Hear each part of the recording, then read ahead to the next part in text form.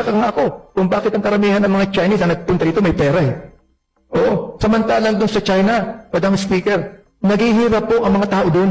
Ito mga kaibigan, pakinggan natin kung paano nabutata itong matandang to, no? Kasi, no, lately talaga, mula na nakilala ko tong taong to, wala, nonsense yung mga sinasabi eh. Pakinggan nyo. Ang mayaman doon yung members naman ng Politburo na wala pang 3 million. Subalit karamihan ng agricultural lands ng China may hirap. They cannot even own their lands. They cannot even build their own houses. Kailan po kayo last na nagpunta ng China? I think, China? Ay, hindi na po ako napupunta ron. Mula nung pinuduli tayo eh. Oo, hindi na ako napupunta doon. Yung last na nagpunta po kayo? Last na nagpunta kayo? Years na po yan, taon na. Kaya, Madam Hindi na po Speaker, ako I would napupunta. understand na sinasabi po niya na walang mga bahay, may ng agrikultura, Madam Speaker, dahil hindi pa pala siya matagal na. Ang China po ay pangalawa na sa ating GDP sa buong mundo. If I, siguro mga 20 billion to 24 billion trillion pala.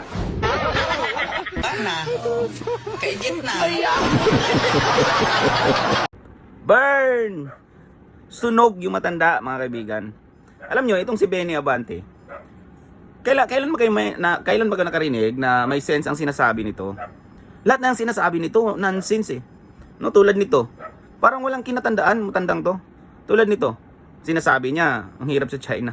Tanda-tanda niya, men. No? May Google na tayo ngayon. Nakatira pa rin siya doon sa prehistoric. No? Doon pa rin siya nakatira sa panahon ni Lapu-Lapu siguro. Yung utak niya, pang Lapu-Lapu pa rin. No, pangalawa nga sa buong mundo yung GDP ng China. Ikalawa sa malaking ekonomiya sa mundo. Halos mauungusan nga nila yung ng Amerika di ba? Tapos sabihin mo ang hirap ng China. Ganon ka kabobo? Ganon ka uninformed? No? Yung mga nakaraang hearing. Ano ba ang sinasabi ng matandang to? Wala, puro pananakot. No? Idadaan niya sa lakas ng boses. Idadaan niya sa galit-galitan. No? Tapos pag siya yung sinita, sabihin niya, it's freedom of expression. Pero yung mga vloggers na ginisa niya sa Senado, no, binigyan niya ba ng karapatang yung freedom of expression? Hindi niya binigyan ng ganon. No, what he did, he intimidated those vloggers. No, tinatakot na iko-contempt, ikukulong. Yan ang trabaho ng matandang yan. Yung bulaang propeta na yan. Pastor ba talaga yan? 'Di ba? No, hindi mo makikita sa kanya di ba?